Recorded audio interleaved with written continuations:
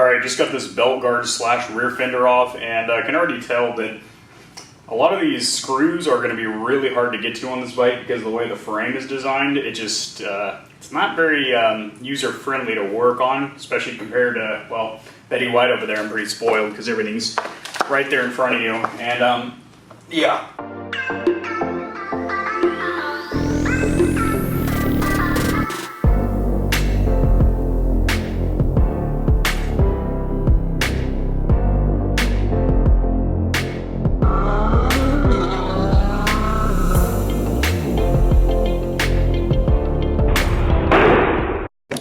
Alright, just got the tank cover off. My God. I just got the tank cover off, which is held in with one bolt that actually was missing, so it wasn't in there. But in order to remove this, you do have to remove the oil dipstick and then pop out this little hose here. Don't worry, no fuel spills out or anything like that. And that allows you to basically lift that plastic cover off. Alright, so there's some clips around the outside of this airbox cover, which pops right off. And then, looks like you got a couple of, yeah, Allen screws in there that hold this in place, and then you can remove the remainder of this cover.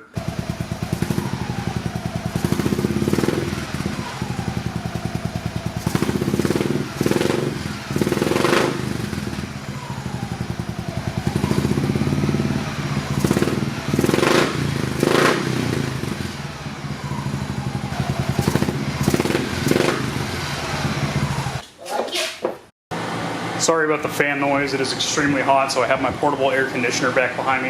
Anyway, I'm trying to get this plastic body panel off. In order to do it, there's these two clips that hold the plastic tray in place, and I'm just going to go ahead and snip them off. That is pretty much the only way to get them off. I've tried prying them off, nothing's working, so I'm just going to have to go ahead and give them the old snip, just kind of circumcise them off there, and hopefully this entire back section comes off. So I'll have exposed frame. I can go ahead and sand the rust off the frame, clean it up, degrease it, probably paint it either black or bronze to go with that steampunk theme, and basically make sure that all the wires are tucked properly, and while I have all the plastics off, it'll be a good time to work on the frame. Oh yeah, something I'll mention real quick while I'm doing this, while I'm fumbling around with this damn thing. It's really easy to get the seat off as compared to my CSE over there, aka Betty White, where I actually need tools. This one, there's a lever underneath the seat that you yank, and it basically lifts the seat right up. So that's cool if you need to get to your registration or wallet or keys or something that you have stashed in this little tray right here, which I'm not going to have because I'm removing this entire section. But if you got a stock Buell, it's good to know. All right, let's hold this bitch in place now.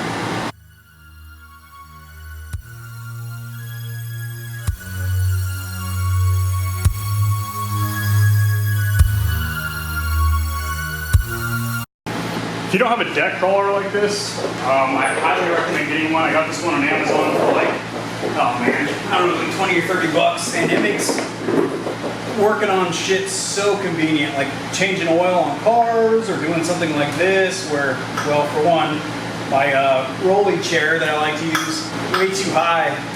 When you need to get down low, just makes it super fucking convenient. So really nice. There's two bolts under here. They are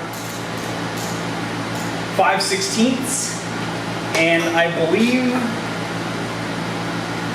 yeah, from looking at it, it looks like those two bolts and then those two plastic clips are what hold this plastic body panel in place. We're going to find out shortly when I get these out, and hopefully I can get this entire rear section off. That is the goal here. That is the goal. So I think the next thing I'm going to be purchasing for the garage is something that I've really wanted for a while, and I think it's time to get, is pneumatic tools. I've got all hand tools, so I think I'm going to get a little air compressor, an air hose, and some like a pneumatic impact set or something where I can have some power here, i.e. some air tools.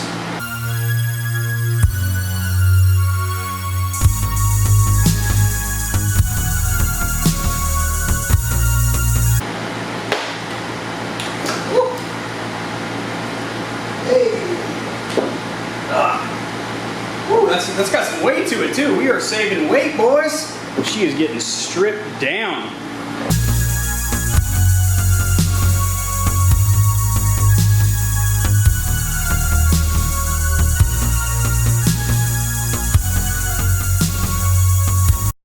Alright, so I've got some masking tape here. I'm labeling this wire that I just disconnected here, which was a real finicky bee to get off, but I want to label this so I know exactly what it goes to when I go to reassemble the bike. That is for the license plate light, turn signals, and rear brake light. All your fuses are down here underneath the seat, and there's a little cheat sheet over here that tells you exactly what they go to. Spare, accessory, key switch, light. So if anything goes out on your bike, you can kind of troubleshoot underneath here and check your fuses. The battery doesn't look too old or anything like that, but the battery wires that are leading into it look kind of rusty. And I mean, the bike is a 2001, so I'm no mathematician, but it's about 18 or 19 years old. So even though it only has 7,500 miles on it, it's probably been sitting either outside or just, you know, I don't know about outside, but it's definitely got some wear and tear on it. It's definitely a little gritty and grimy, which is completely fine. It was $1,400, and it's a project bike to me. It's something that I was kind of hoping I'd be able to put some elbow grease into and, you know, sand the frame down, paint it, and make it a one-off custom. So all in all, I'm having a good time with it so far. I haven't had any issues. And let's go ahead and get this rear section off. Need me a little WD-40 penetrating power. Oh, you gotta have WD-40 in your garage, boys. It helps out tremendously with these old rusty belts and nuts, and yeah, just give them a quick squirt and let it sit in there, penetrate for a few minutes, and then you go in there and do penetrating of your own. I was wondering why these were just spinning and spinning and nothing was happening. There's another 5/16 nut on the bottom that you have to hold, or else it's just going to be spinning on you. So, yep, there we go. Now we're cooking with peanut oil, boys.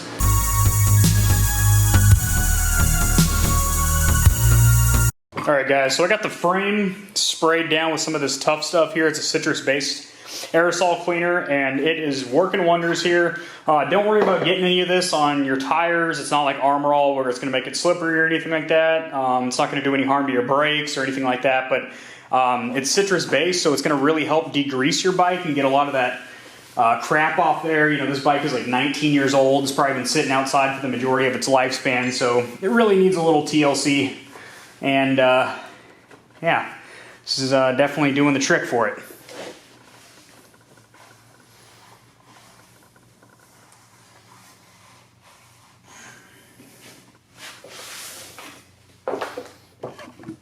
Alright guys, so I got the frame sprayed down with some of this tough stuff here. It's a citrus-based aerosol cleaner, and it is working wonders here. Don't worry about getting any of this on your tires. It's not like Armor All where it's going to make it slippery or anything like that. It's not going to do any harm to your brakes or anything like that, but it's citrus-based, so it's going to really help degrease your bike and get a lot of that crap off there. You know, this bike is like 19 years old. It's probably been sitting outside for the majority of its lifespan, so it really needs a little TLC. And yeah, this is definitely doing the trick for it.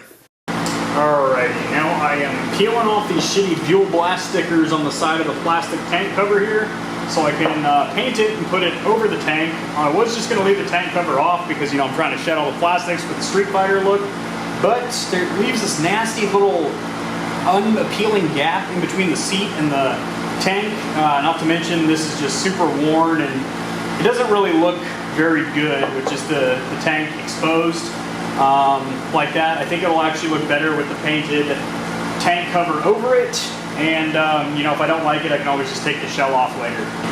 Alrighty, so I just cleaned up the tank on the inside and out and made sure there's no grit and grime on there, and I'm about to paint it with this here, which I know you can't really see the texture, but it's kind of this scratchy, I don't know, it's a very rough material. It kind of has like a rustic look, basically. This is also the same paint that I use on the steampunk controller that I built recently for my stepdad, and yeah, it turned out really damn good, and I'm pretty sure it'll look amazing on the tank as well. Probably going to do this on the front fender, and then maybe tarnish up some of the silver that's on the frame and keep everything else black. And I think it'll really pop really nicely.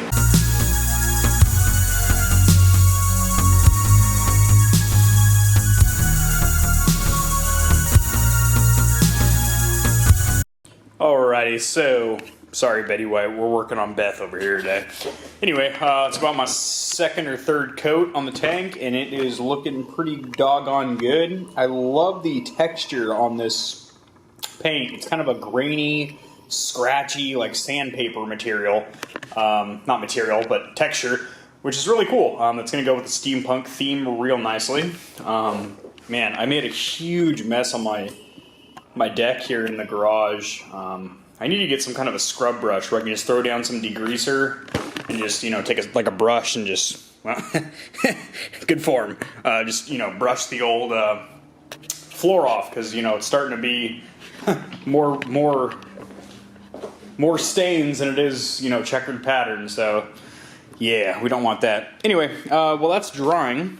I'm going to go ahead and get the bike up on my bike stand. And I'm going to remove the front and rear wheels, and I'm going to deep clean both wheels, paint them flat matte black or satin black, take off both rotors, and scrub both brake rotors really, really, really well to try and bring them back to life, knock off any rusts on there, make them look brand new. And I think the silver, once the rotors are really clean, is going to pop with the black wheels, and it's going to look phenomenal. If you guys don't have a bike lift, I highly recommend getting one. Very useful. I just got this one on Amazon, as I do get most of my shit. Oh, bitch.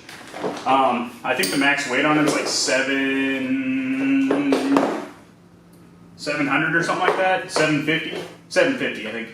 Which both bikes I have are.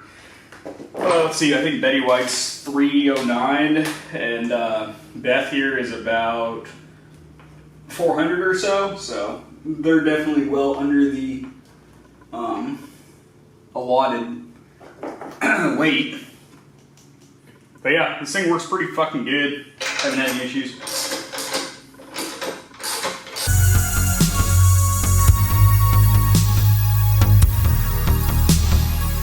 Well, hopefully when I clean up the rotors, I might change the pads too while I'm doing this, and that should help a lot. I mean, this bike probably has never had the brake pads replaced, so might be a good time to do it.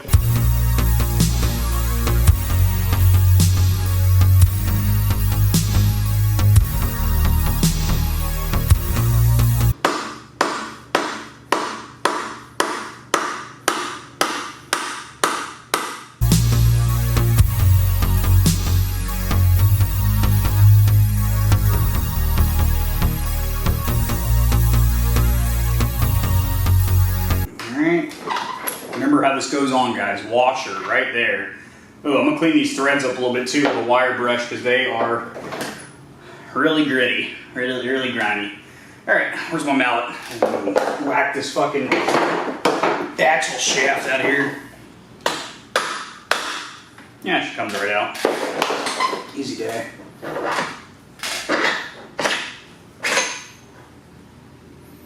Sweet.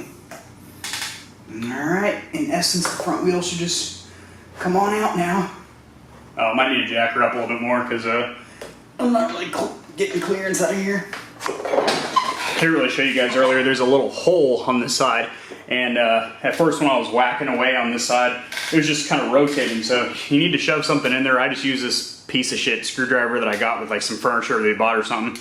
Just shove it down in there, and then it kind of holds in place. There's probably a better way to do it. Buell might even sell like a designated tool for changing the front wheel. I don't have that. Buell's been discontinued since 2009, so it's not like you can really buy parts from them anymore. In fact, even locating an online instruction manual or owner's manual for this bike was a real bitch, so something to keep in mind.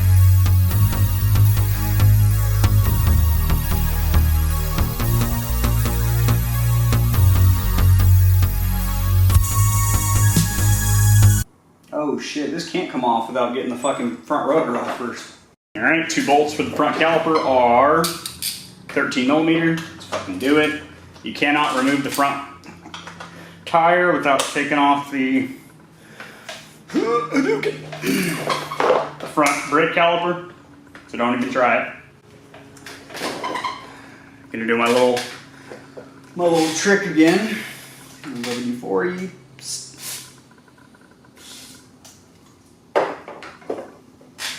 Mallet. Motherfucker. Break this bitch loose.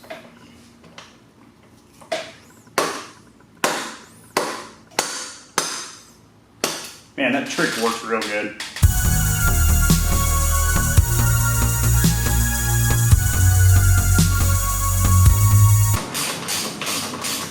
Oh, I think I got WD-40 in my eye. That's enjoyable. That is enjoyable.